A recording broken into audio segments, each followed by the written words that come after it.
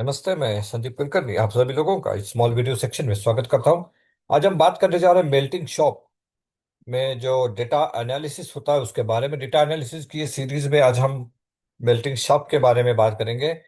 Melting shop में एक बहुत ही बड़ा अहम डॉक्यूमेंट होता है जिसे मैंने यहाँ पर इम्पोर्टेंट एंड पावरफुल डॉक्यूमेंट बताया। वो बहुत ही अहम डॉक्यूमेंट होता है। जहाँ तक फाउंड्री का सवाल होता है तो हम उसे मेल्टिंग लॉगशीट कहते हैं। तो उसमें बहुत सारा डेटा छुपा रहता है और वो सारा डेटा अगर हम सॉफ्ट में या कन्वर्ट करेंगे या सॉफ्ट में वो रहेगा तो उससे कई ट्रेंड्स हमें मिल सकते हैं, कई सारे एक्शंस, कई सारे इंप्रूवमेंट्स हम कर सकते हैं। डेटा में भी सॉफ्ट और हार्ड, मैंने पहले भी कहा है कि जैसे कि डेटा सॉफ्ट में भी हो सकता है आपका या हार्ड कॉपी में भी हो सकता है। कई लोग लॉगशीट जो है वो पेपर में यूज करते हैं, तो कई लोग ईआरपी या फिर एक्सेल जैसे या सैप जैसे सिस्टम का इस्तेमाल करते हैं। तो जहां तक सवाल है हार्ड डॉक्यूमेंट का, तो वो आपको डेटा जरूर जो डेटा है वो रिकॉर्ड के रूप में आपके हाथ में होगा, लेकिन उसे एनालाइज करना बहुत इतना आसान नहीं होता है, क्योंकि उसमें आपको फिल्टर आप नहीं लगा सकते, उससे सॉर्टिंग नहीं कर सकते हैं, उससे ग्राफ नहीं बना सकते हैं। वो सब कुछ करना है तो आपको उस डेटा को वापस किसी और फॉर्मेट में, जैसे कि एक्सेल में है या किसी और फॉर्मेट में डालना पड़ता है या कैलकुलेशंस करने पड़ते हैं, तभी जाके आप उसको एनालाइज कर पाते हैं। डेटा जरूर आपके पास हार्ड कॉपी में रहेगा।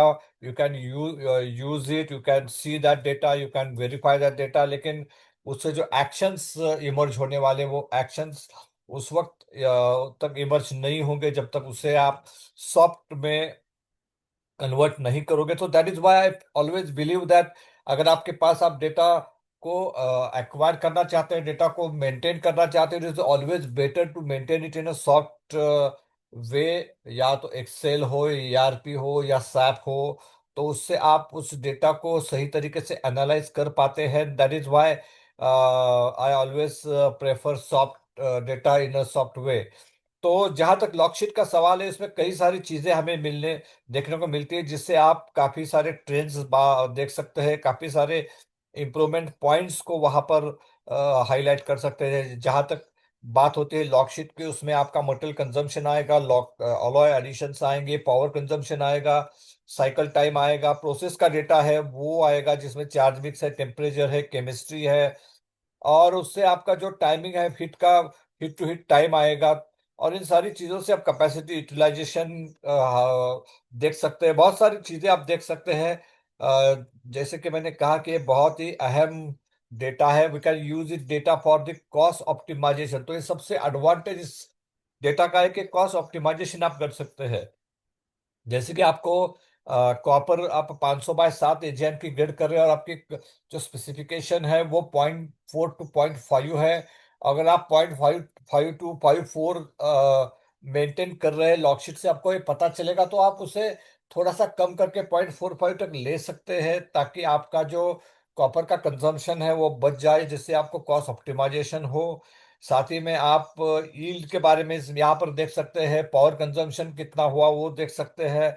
साथ ही में रिजेक्शन कंट्रोल, जैसे मैंने कहा कि रिजेक्शन कंट्रोल के लिए बहुत अहम डेटा होता है ये, क्योंकि आपका टेम्परेचर क्या था, आपका पूरी टैपिंग टाइम क्या था, आपकी केमिस्ट्री क्या थी, कार्बन कितना था, सिलिकॉन कितना था, ये सारी चीजें आपको जरूर हेल्प करेगी जब आप रिजेक्शन एनालिसिस करते हैं, तो उसके ऊपर कोई एक्शंस लेते हो तो।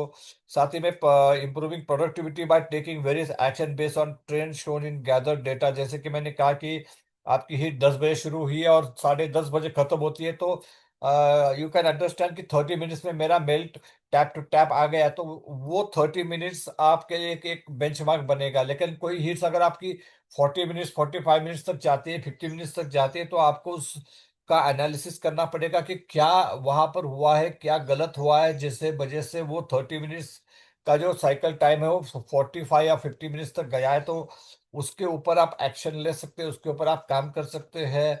चाहे वो ब्रेकडाउन हो, चाहे वो डिले हो, चाहे वो मोल्ड नॉट अवेलेबल हो, जो भी चीज़ें हैं, मैन पावर शॉर्टेज हो, जो भी चीज़ें हैं उसके ऊपर आप एक्शंस ले सकते हो। तो वो सारा डेटा आपको इस लॉकशीट के जरिए मिलेगा, और ये जो डेटा जो मिलेगा उसके ऊपर आप काम करके ना सिर्फ कॉस्ट कॉस्ट ऑप्टिमाइजेशन कर सकते हैं, बल्कि रिजेक्शन कंट्रोल है, इंप्रूविंग मेटल क्वालिटी है।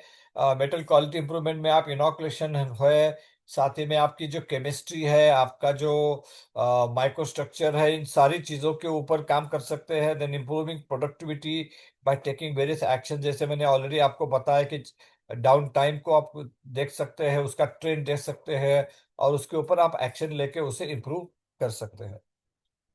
So it will be very helpful for every founder to make improvements and become a better version of themselves. तो ये अपने आप से एक कंपटीशन है, कह सकते हैं कि मेरा कल का बेंचमार्क क्या था, मैं आज अपने लिए क्या बेंचमार्क सेट करने जा रहा हूँ। पावर, चाहे वो पावर कंजम्पशन हो, चाहे वो साइकिल टाइम हो, चाहे वो मटेरियल या अलॉय कंजम्पशन हो, तो अपने लिए खुद के लिए एक बेंचमार्क सेट करके better version of your self, आपका खुद का बेटर वर्जन आप रोज अपडेट कर सकते हैं, जिससे आपकी इंप्रूवमेंट होगी, आपका जो बॉटम लाइन है आपकी वो इम्प्रूव होगी, और जिससे आपका काफी हेल्प होगा आपको कि आपकी ऑर्गेनाइजेशन के आपकी जो ग्रोथ है वो ग्रोथ भी इस मिल्टिंग ब्लॉक शीट के डेटा एनालिसिस से आप कर सकते हैं, कि बहुत अहम है, क्योंकि इसका लगभग जो परसेंटेज है अगर हम देखेंगे तो मटेरियल का परसेंटेज और पावर का कंजम्पशन का परसेंटेज अगर देखेंगे तो almost it is almost 65 to 70% of total cost. तो अगर आप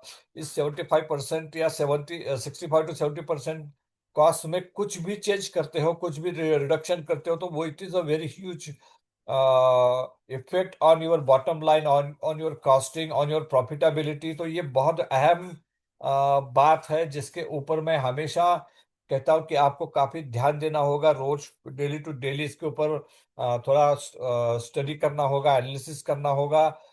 but as told you, it will be should be in soft, because ये सॉफ्ट में होने के बाद ये सारी चीजें आप कर सकते हो। अगर लॉकशीट पेपर में है तो शायद आप उतना इफेक्टिवली उसके ऊपर एक्शंस नहीं ले पाएंगे, उतने बेहतर तरीके से उसे एनालाइज नहीं कर पाएंगे। तो अगर ये सॉफ्ट में रहेगा तो it will be more helpful.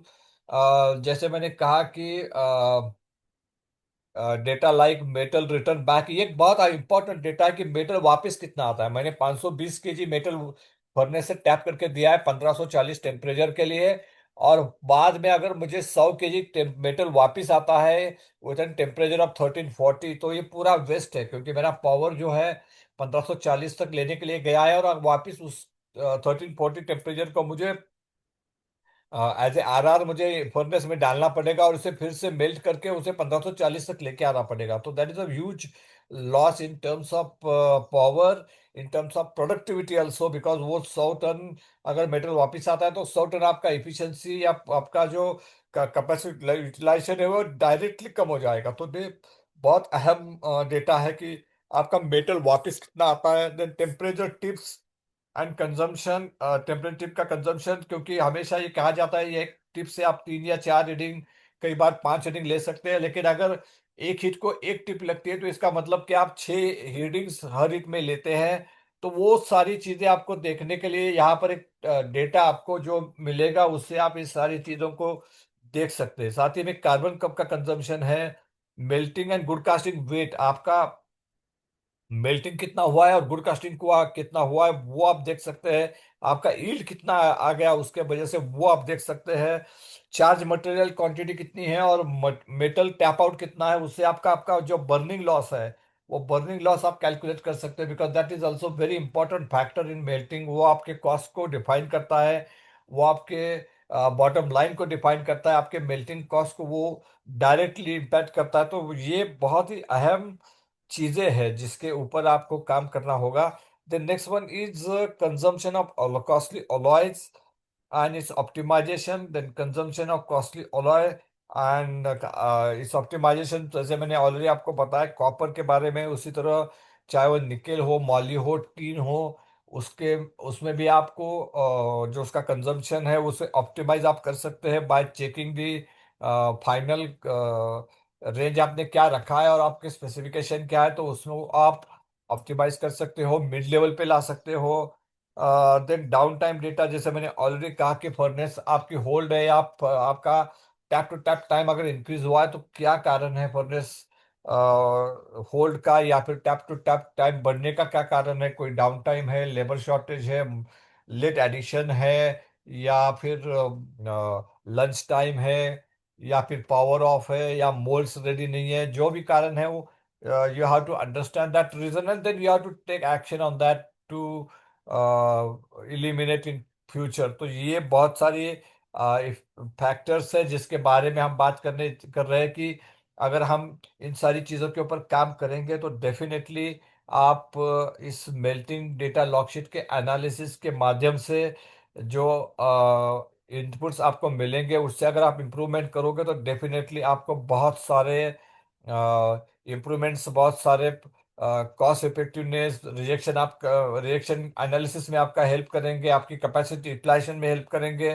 तो ये बहुत सारे एडवांटेजेस है। डेफिनेटली आप इसको एनालिसिस करना शुरू कीजिए and you will find a wonders in very short time. अगर आप इसे पूरी शिद्दत के साथ करेंगे, पूरी ईमानदारी के साथ करेंगे, पूरी मेहनत के साथ करेंगे तो definitely will get magical results, miracles आपको देखने को मिलेंगे and you will land into a good growth, good optimization, and good increase in bottom line and profitability by using this method. So that's it from my side. Thank you very much for patient hearing, and I hope this video will help you in improving your bottom line and profitability. Thank you. Thank you very much.